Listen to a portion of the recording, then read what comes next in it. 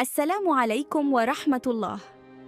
الرئيس الفرنسي إيمانويل ماكرون يمنح اللاعب المغربي أشرف حكيمي أعلى وسام في فرنسا، وهو وسام جوقة الشرف، ويكرم لاعبي باريس سان جيرمان بعد الإنجازات الكبيرة التي حققها الفريق في حفل لفت أنظار وسائل الإعلام والجماهير حول العالم. شاهدوا ماذا حدث. ولكن قبل أن نبدأ، إذا كنت فخوراً باللاعب المغربي أشرف حكيمي فاضغط إعجاباً بالفيديو وعطر فمك بذكر الله والصلاة والسلام على رسولنا الكريم صلى الله عليه وسلم.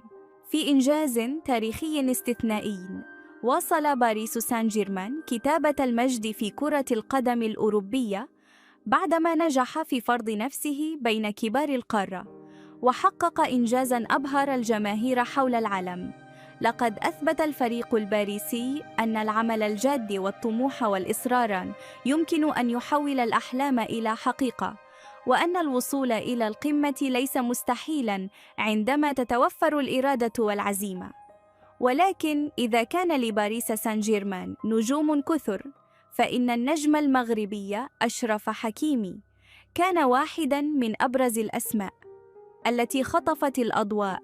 فمنذ بداية المشوار الأوروبي قدم حكيمي مستويات مبهرة سواء في الدفاع أو الهجوم،